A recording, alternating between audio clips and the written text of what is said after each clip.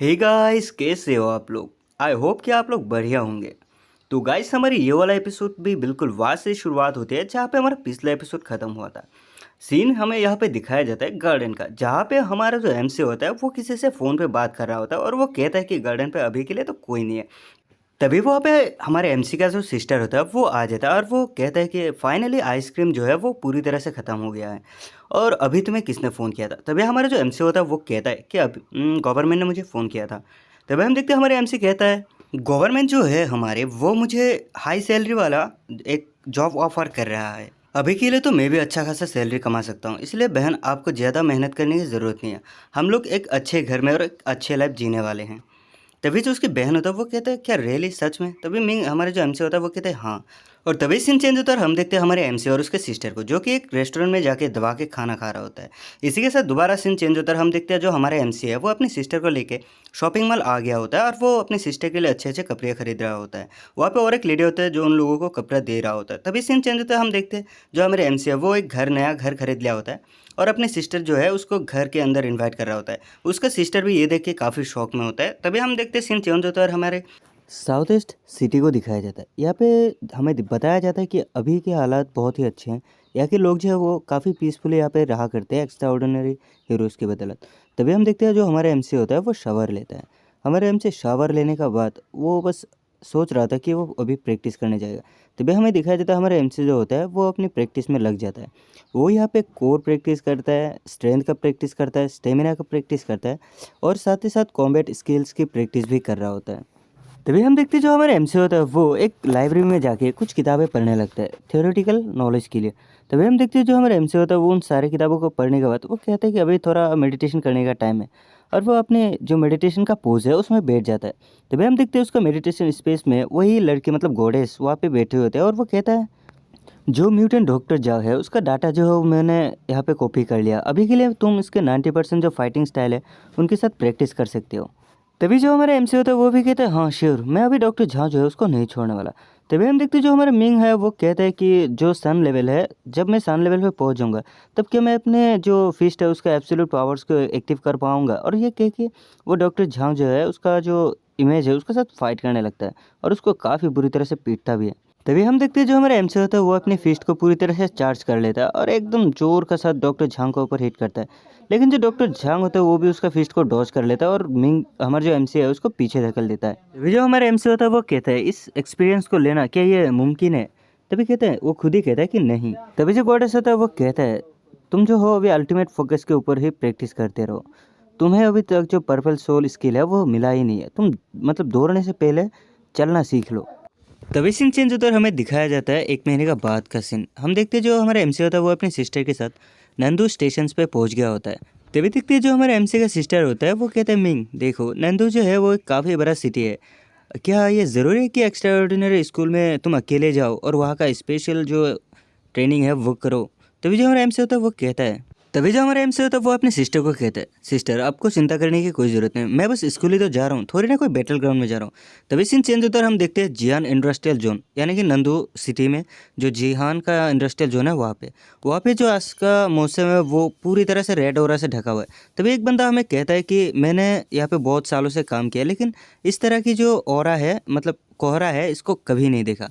तभी हम देखते हैं वहाँ पे दो एक सिक्योरिटी गार्ड होता है जो अपने साथी को कहता है कि वही चलो अभी के लिए हम यहाँ से चलते हैं, थोड़े आराम कर लेंगे क्योंकि जो इतना गहरा कोहरा है इस वजह से हम रात को कुछ देख ही नहीं पा रहे। तभी हम देखते हैं दूसरा गार्ड जो होता है वो भी कहता है ठीक है चलो चलते हैं और कहता है कि ये लगभग सितंबर का महीना है, ये इस टाइम पे इतना कोहरा नहीं होता है। तभी हम देखते हैं वहाँ पे वो दोनों बंदा जा ही रहा होता है लेकिन उनका पीछे कोई म्यूटेंट सा चीज़ आ जाता है। तभी से उनमें से एक सिक्योरिटी गार्ड कहते हैं रुको, इतना टाइम तक तो हमें अपना जो वर्कशॉप है वहाँ पे पहुँच जाना चाहिए था। तभी जो दूसरा सिक्योरिटी गार्ड होता है वो भी कहता है हाँ वेंग शायद से हम गलत रास्ते पे हैं। तभी जो वेंग होता है वो कहता है इम्पॉसिबल, मैं इस रास्ते से 10 साल से मतलब आना जाना कर रहा हूँ, अगर मैं आँख बंद करके भी इधर से जाता हूँ तो भी मैं सही रास्ते से जाऊँगा। तभी लाइट ऑन करके वहाँ का नज़ारा देख के बोलता है हम लोग आखिरकार यहाँ पे कैसे आ गए। तभी हम देखते हैं वो जो बंदा होता है वो कुछ देख के काफ़ी डर जाता है। वो कहता है मैं कह रहा हूँ तुमको कि हम लोग गलत रास्ते पे जा रहे हैं। तभी जब अपना मुंडी घुमाता है वो देखता है कि उसका साथी वहाँ पे नहीं है। तभी वो डर जाता है और वो कहता है कहाँ गया वो। तभी हमें दिखाया जाता है कि उसका जो दूसरा साथी है उसको रेड स्पाइडर मॉन्स्टर शायद से उसने पकड़ लिया होता है और वो हेल्प हेल्प चिल्ला रहा होता है।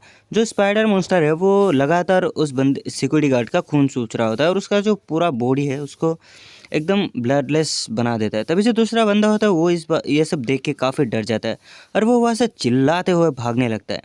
तभी हम देखते हैं वो सिक्योरिटी गार्ड भागते हुए जो कंट्रोल रूम है वहाँ पे पहुँच जाता है और वो हाफ रहा होता है यहाँ पे, क्योंकि वो काफ़ी देर से मतलब भाग के आ रहा है। और वो कहता है कि मुझे अभी कभी पुलिस को कॉल करना हो, वो अपने फ़ोन को निकाल लेता है। लेकिन तभी उसे बाहर की तरफ किसी की परछाई दिखाई देता है।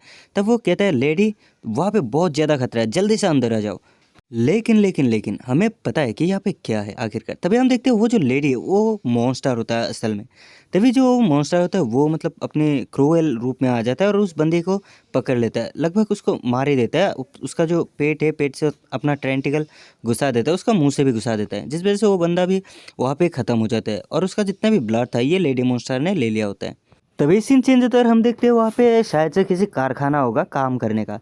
वहाँ पे देखते हैं कि कोई बंदा होता है, शायद से उसका पाँव भी दिख रहा होता है यहाँ पे। हम देखते हैं एक लेडी जो है वो वहाँ पे गिरा हुआ होता है और उसका सामने जो है एक मॉन्स्टर होता है शायद से। तभी वो लेडी जो है उस मॉन्स्टर को देख के अपना मुंह पकड़ लेता है ताकि कोई शोर ना हो जाए अचानक से।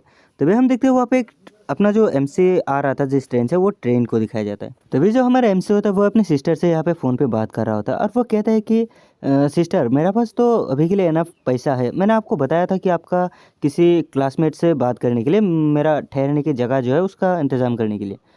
तभी हम देखते हैं मिंग का बगल वाली सीट में दो लेडी बैठा होता है। उनमें से एक लेडी कहता है कि वहाँ पे जो केविन क्रो होता है उनको कहता है कि मुझे एक बोतल पानी दो, और जो साथ में बैठे लड़के होता है वो कह रहा होता है और हाँ, हमें जो नंदू सिटी है वहाँ पे पहुँचने में कितना टाइम लगेगा। तभी हम देखते हैं वो केविन क्रो जो होता है वो कहता है लगभग 1 घंटा लगेगा जो लेने सिटी है हम लोग का, नंदू सिटी, वहाँ पे पहुँचने में।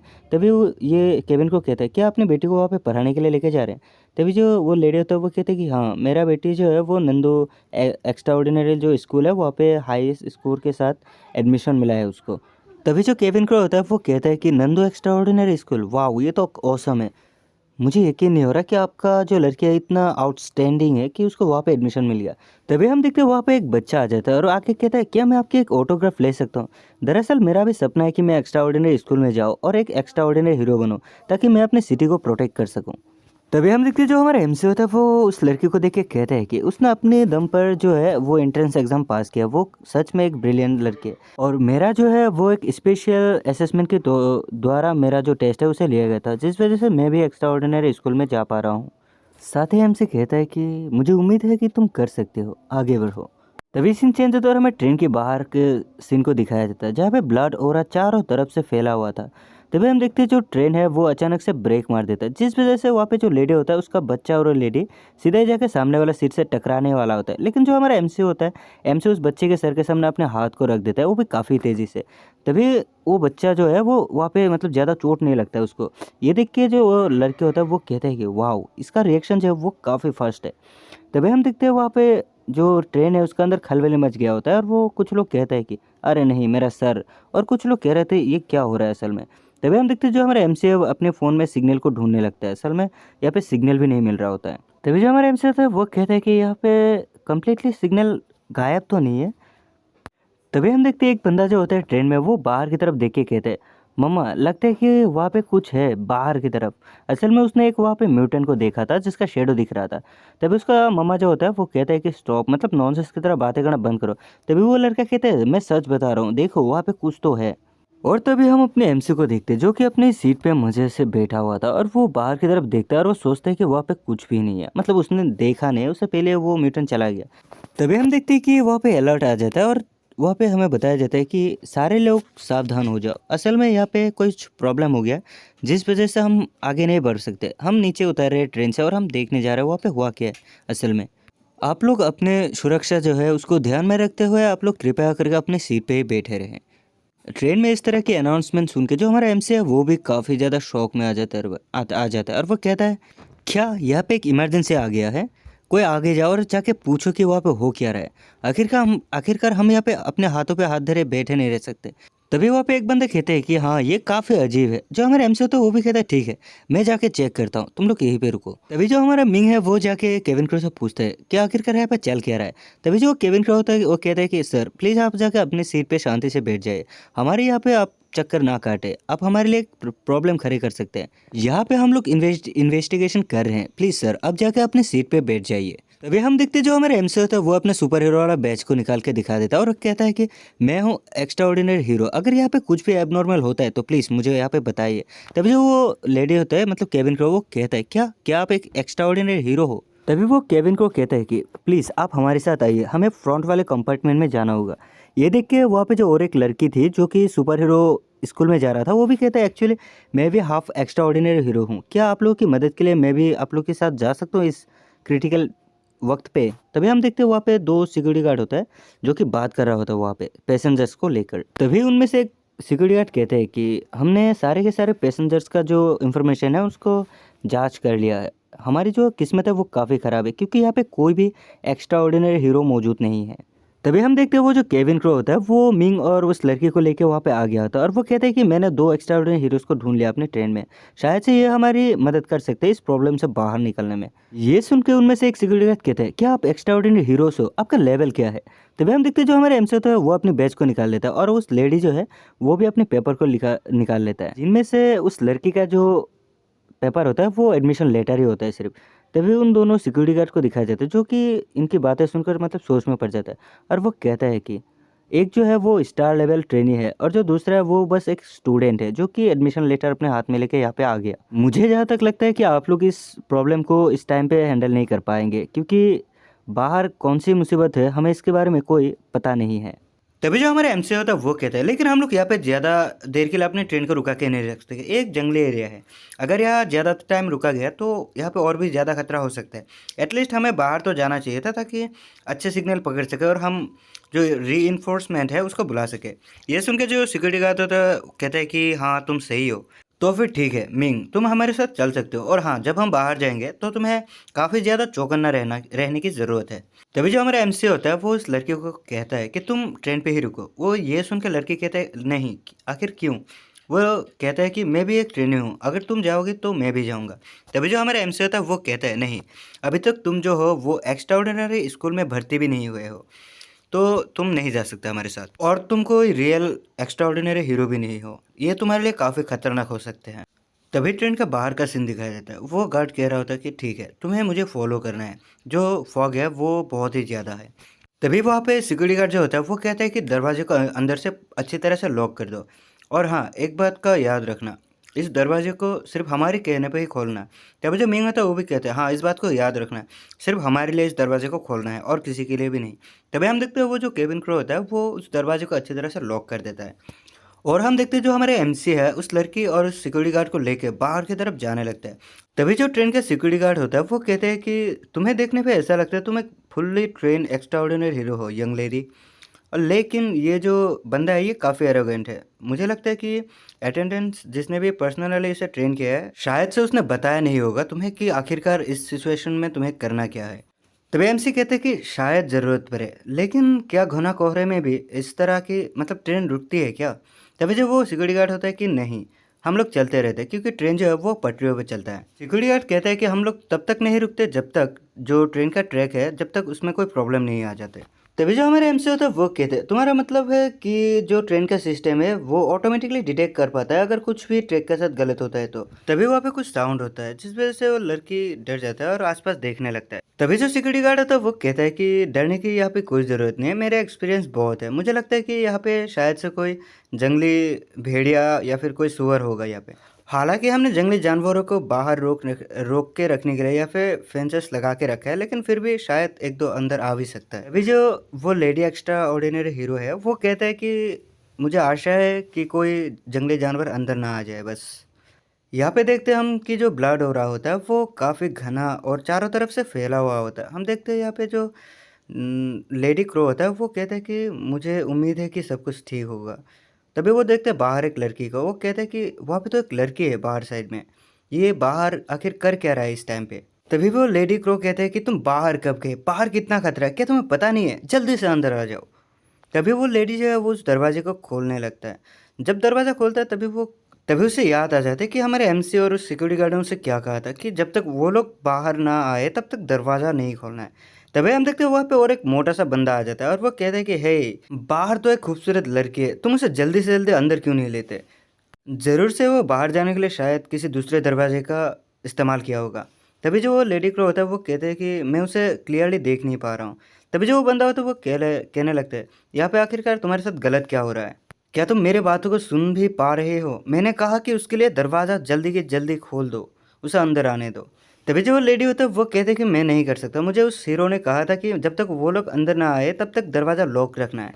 ये सुन के वो जो बंदा होता है वो काफ़ी गुस्से में आ जाता है और वो कहता है कि जल्दी करो, उसे अंदर आने दो। शायद से वो आसपास के गांव से आया हो और वो खो गया हो और हमसे मदद मांग रहा हो। तुम आखिरकार डिफरेंट क्या है यहाँ पे, मेरा बात सुनो, वो रो भी रहा है, देखो जल्दी से उसे अंदर लाओ। तभी जो केविन क्रो होता है वो कहता है नहीं, मैं यहाँ पे कोई भी एक्शन नहीं ले सकता जब तक एक्स्ट्राऑर्डिनरी हीरोज वापस नहीं आ जाती। अब वापस जाओ, मैं दरवाज़ा नहीं खोलूँगा।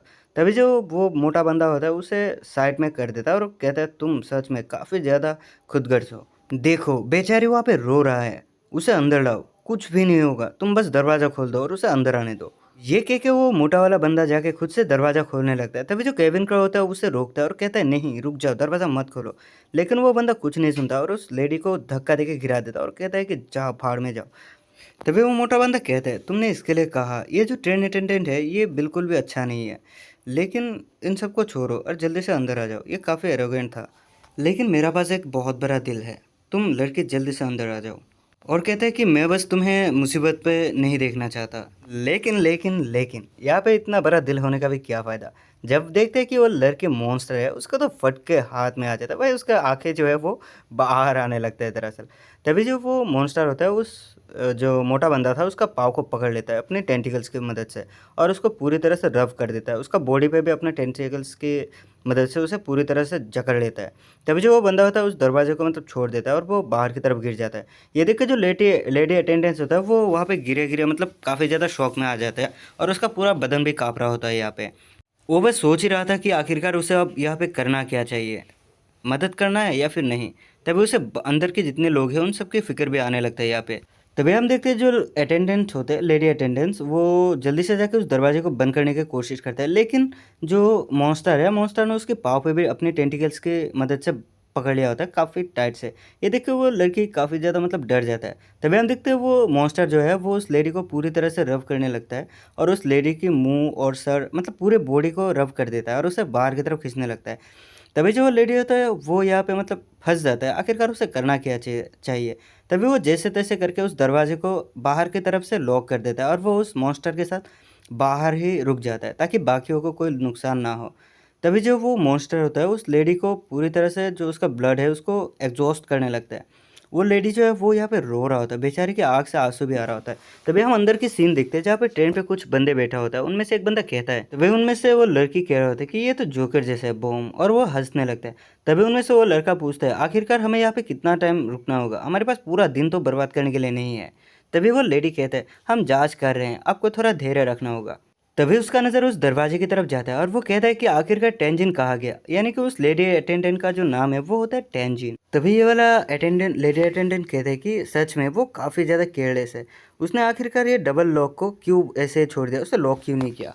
तभी हमें बाहर का सीन दिखाया जाता है जहाँ पे वो मॉन्स्टर उस लेडी का जो पूरा बॉडी है उसे एग्जॉस्ट कर लिया होता है, बस वहाँ पे उसका जो कैप है वही पड़ा हुआ होता है। हम देखते हैं कि यहाँ पे चारों ओर से ब्लड हो रहा था। तभी हम देखते हैं जो जहाँ पे वो सीरिया खराब हुआ था वहाँ पे हमारा जो एमसी है वो सिक्योरिटी गार्ड उस लड़की को लेके पहुँच गया होता है। तभी जो वो सिक्योरिटी गार्ड होता है वो कहते हैं कि हाँ यहाँ पे सिर्फ कुछ पत्थर है जो कि नीचे गिर गए, चलो हम लोग मिलकर इसको हटा देते हैं। तभी जो हमारा एमसी होता है वो कहता है पहले हमें चेक करना होगा कि आखिरकार ये जो स्टोन है ये नीचे गिरा क्यों। ये कोई छोटी मोटी बात नहीं है कि स्टोन जो है वो बाहर आ गया इस नेट से, क्योंकि जो ये चट्टाने हैं इनको टाइट से ये जाल जो है रॉड का इनसे बांधा गया है। आखिरकार ये कैसे नीचे गिर सकते हैं, आजकल तो बारिश भी नहीं हुआ है आसपास, ऐसे ही अचानक चट्टानों का गिरना और ट्रेन को रोकना ये थोड़ा अचानक अचानक होना थोड़ा अजीब लग रहा है मुझे। तभी इन सारी बातों को सुनकर वो लेडी जो है वो भी शौक में आ जाता है। तो फिर ये देख के उस वो जो सिक्योरिटी होता है वो कहता है कि हे लेडी, तुम्हें ज़्यादा सोचने की ज़रूरत नहीं है, तुम बस मेरी मदद करो इन सारे पत्थरों को यहाँ से हटाने के लिए। तभी जो हमारा एमसी होता है वो ऊपर की तरफ चढ़ने लगता है, आखिरकार ऊपर हुआ क्या है ये देखने के लिए। जब हमारा एमसी ऊपर चला जाता है वो देखते हैं कि वहाँ पे बहुत लंबा करके एक लाइन जैसा कुछ था, लगता है कि कोई सांप यहाँ पे गया होगा। तभी ये देख के जो हमारा एमसी होता है वो कहता है शायद से यहाँ से कोई बहुत बड़ा जानवर जो है वो रेंगते हुए चला गया होगा। शायद से ये एक डिजास्टर डिमन हो सकता है। हे गाइस, इसी के साथ हमारी ये वाला एपिसोड होता है ख़त्म। आई होप कि आप लोग को अच्छा लगा होगा। प्लीज़ सपोर्ट कीजिए और हमारे चैनल को सब्सक्राइब कर दीजिए ताकि जल्दी से जल्दी और एक नया चैप्टर को आप लोगों के लिए एक्सप्लेन कर सकूँ। हे गाइस, अगर आप लोगों ने इसका पिछले वाले पार्ट नहीं देखा तो हमारी प्लेलिस्ट में जाके आप ज़रूर से एक बार चेक कर लेना। Thank you so much.